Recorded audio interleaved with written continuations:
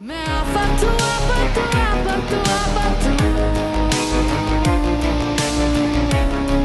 आफत सीरियल के एपिसोड 18 की जब शुरुआत होती है उस वक्त बीजान मेहरुनिसा से ये कह रही होती है कि मुझे तुमसे इस नाइंसाफी की उम्मीद नहीं थी। तुम जब शॉपिंग पर गई थी तो वरीशा को साथ लेकर क्यों नहीं गई? तुम इसे किसी खुशी में शामिल क्यों नहीं कर रही हो? इनफैक्ट तुम्हारे और वहाज के डर से वरीशा को इस घर में घुट घुट कर जीना पड़ रहा है और वो एक कमरे में ही बंद रहती है।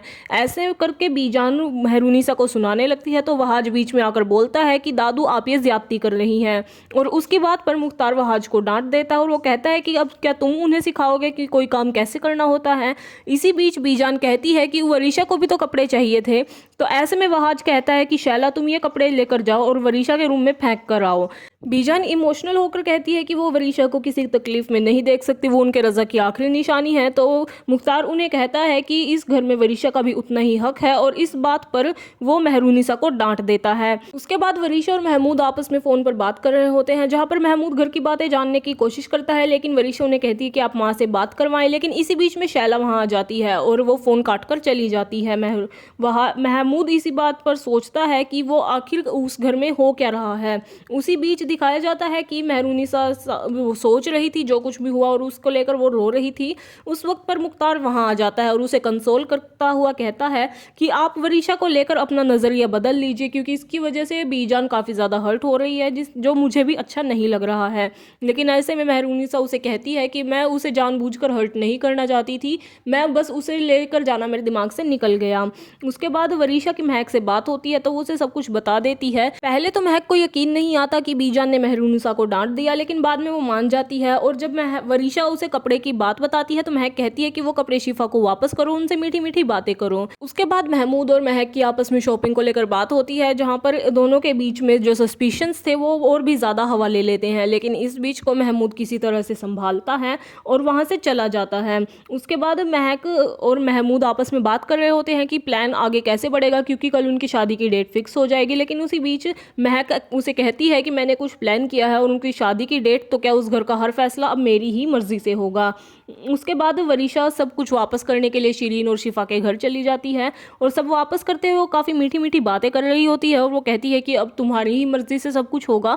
इसी बीच वहाज वहाँ पर आ जाता है और वो उससे पूछता है कि आप ये इतनी दरिया दिली क्यों दिखा रही हैं? तो वरीशा कहती है कि जैसे मेरे बाबा दरिया दिल थे मैं भी उनके जैसी बनना चाहती हूँ। उसके बाद दावत शुरू हो जाती है और सबको खुश देखकर वरीशा काफ़ी ज़्यादा जेलस हो जाती है। इसी बीच महक वहाँ पर आ जाती है और शिरीन को सुना देती है कि तुम्हारी तो पांचों उंगलियां घी में हैं और सिर कढ़ाई में है, और ऐसा करके उसे सुनाने लगती है। इसी बीच वो बीजान के बारे में पूछती है तो मेहरुनिसा उसे बताती है कि बीजान अंदर ससुराल वालों के साथ बैठी है वहाज के, तुम थोड़ा प्यार से बात करना।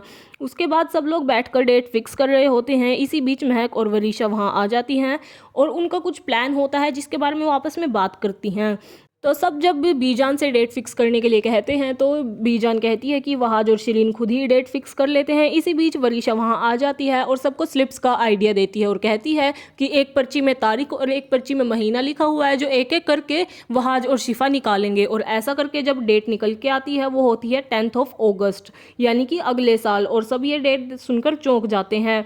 उसके बाद वहाज कहता है कि मैंने तो स्लिप निकाली ही नहीं है, इसलिए मैं एक बार फिर से ये कोशिश करना चाहता हूँ। और उसी बीच जब वो उससे स्लिप्स छीनने लगता है तो सारी की सारी पर्चियां नीचे गिर जाती हैं और वहाँ जब उन्हें देखने लगता है तो महक बेहोशी का झूठा नाटक करती है जिसकी वजह से वो सब लोग हॉस्पिटल चले जाते हैं। इसी बीच वरीशा महमूद से बात कर ही रही होती है कि वहाज उसके पास आता है और उससे कहता है कि तुमसे डॉक्टर मिलना चाहते हैं, जो सुनकर वरीशा काफ़ी ज़्यादा परेशान हो जाती है। उसके बाद जब वरीशा और महक आपस में बात कर रहे होते हैं कि वरीशा काफ़ी ज़्यादा टेंशन में होती है कि आप ये सब क्या कर रही हैं, ये सब इतना आसान नहीं है, और वरीशा को महक कहती है कि तुम बस जैसा मैंने कहा है वैसा करती जाओ, बाकी मैं सब संभाल लूँगी। इसी बीच वहाज मुख्तार और वरीशा के पास आता है और उन्हें कहता है कि उनकी सभी रिपोर्ट्स क्लियर है, जिस पर वरीशा कहती है कि वो झूठ बोल रही हैं, अगर ऐसा कुछ होता तो मामा बेहोश कैसे हो गई। और ऐसे झूठा नाटक करते करते वो किसी तरह से मुख्तार को महक को अपने घर ले जाने के लिए मना लेती है और मुख्तार भी मान जाता है। उसके बाद जब सब घर आते हैं तो वहाज स्लिप्स देखता है और उसे उन स्लिप्स में कुछ बहुत शॉकिंग सा पता चलता है, और यहीं पर ये नाटक ये एपिसोड ख़त्म हो जाता है।